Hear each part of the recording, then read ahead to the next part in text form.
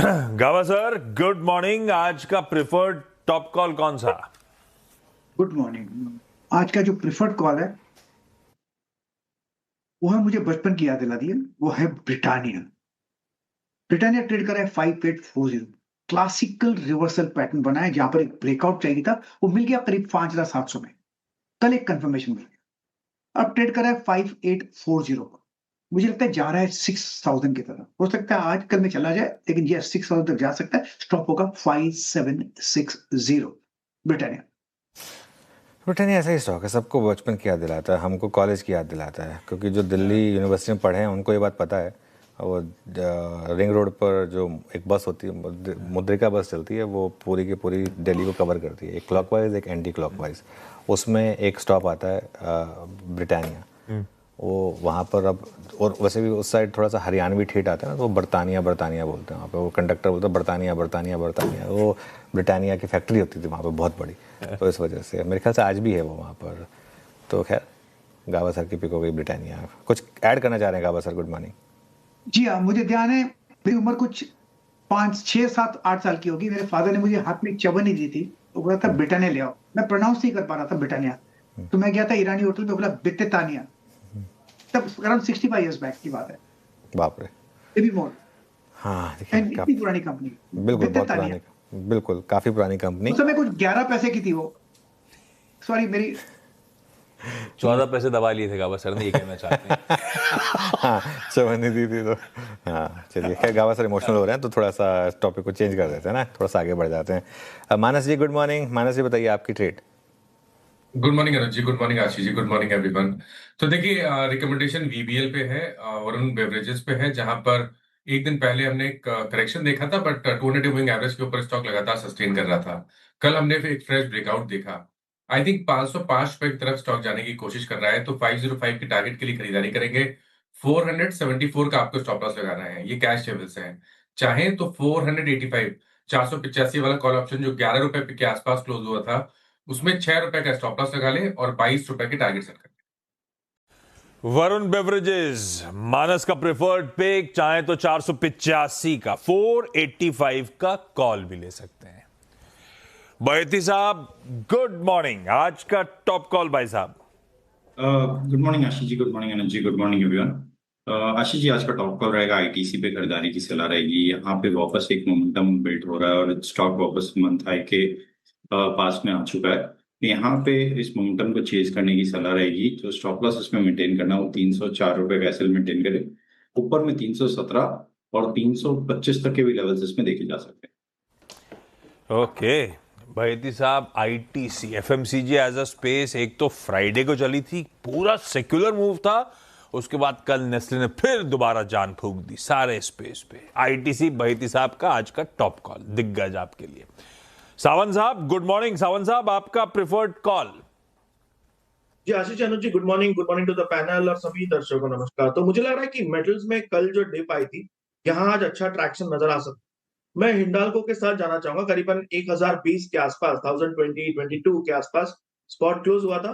मेरा stop loss होगा करीबन 1006 1007 स्पॉट लेवल। यहां से मुझे लग रहा है हम करीबन 1050 1055 इस लेवल तक जा सकते हैं।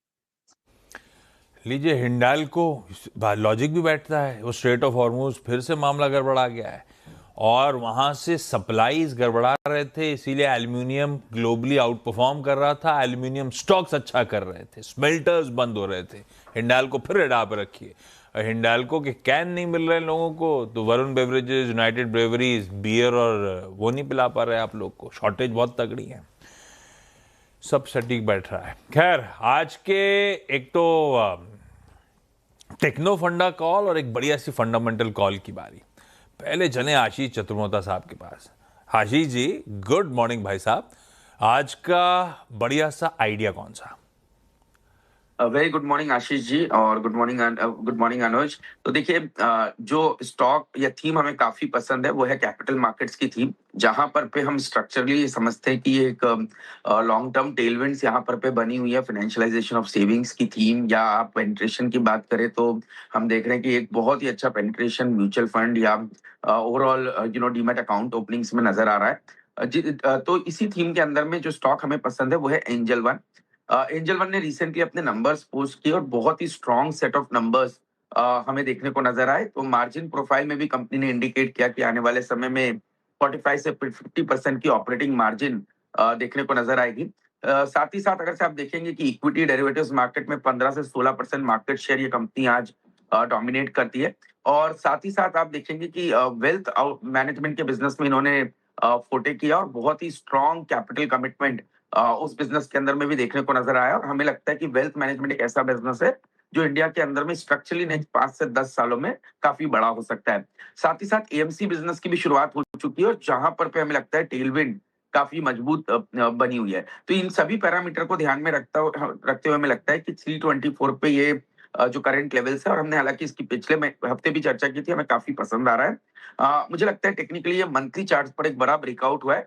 300 रुपए पे इसका एक स्ट्रॉन्ग सपोर्ट है और 400 रुपए तक की इमीडिएट अपसाइड टेक्निकली इसके अंदर देखने को नजर आती है। फंडामेंटली हमें लगता है कि ये स्टॉक शायद 1 से 3 साल के व्यू से लॉन्ग टर्म में भी इसको अपने पोर्टफोलियो में जगह दी जा सकती है। फिलहाल तो 1:3 का बढ़िया रिस्क रिवॉर्ड नजर आता है। 300 स्टॉप होगा, 400 के टारगेट्स, लेकिन 1 से 3 साल के टाइम होराइजन में और भी बढ़िया रिटर्न्स के एंटिसिपेशन में एंजल वन चतुर्मोता साहब की बढ़िया सी पिक। सन्नी जी, एक फंडामेंटल आइडिया आप भी पेश करिए। Good morning. Good morning everyone. Ashish ji की थीम कंटिन्यू करते हुए हमें ये स्पेस से 361 वैम वेल्थ मैनेजमेंट अच्छा लगता है। कल नतीजे आए, मुझे लगता है कि मिक्स बैग नतीजे रहे थे। क्वार्टर ऑन क्वार्टर थोड़ा हमने डीप देखा है, बट ईयर ओवर ईयर अगर आप देखेंगे तो AUM जो है उसमें टोटल AUM 19% बढ़ा है। ARR AUM जो है तकरीबन 29% बढ़ा है और जो ट्रांजेक्शन बेस्ड AUM है वो 11% बढ़कर आया है। ओवरऑल पैट का नंबर देखेंगे 17% ईयर ओवर ईयर की ग्रोथ हमने 361 में देखी है। आने वाले साल में हमने लगता है कि जिस तरह से BNK सिक्योरिटीज का इन्होंने एक्विजिशन किया था और UBS का जो वेल्थ मैनेजमेंट बिजनेस है उसका एक्विजिशन किया था, उसका पूरा बेनिफिट FY27 में प्ले आउट होते हुए नजर आएगा।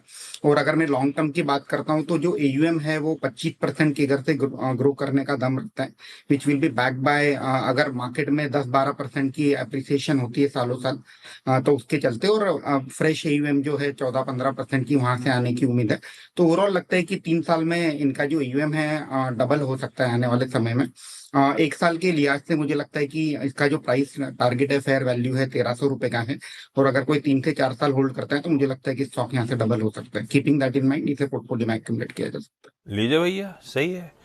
भाईचारा देखिए, जेम फाइनेंशियल कह रहा है एंजल वन अच्छा लग रहा है, SBI सिक्योरिटीज कह रहा है 361 वैम पसंद आ रहा है। आज की सारे पिक्स लीजिए, रिकैप कर देता हूं। बचपन की याद दिलाता गाबा सर को ब्रिटानिया पसंद आ रहा है, खरीदने का मन है। मानस को मेरे ख्याल से जवानी की याद आ रही होगी वरुण बेवरेजेस के साथ, 474 के स्टॉप के साथ इसको खरीदना है।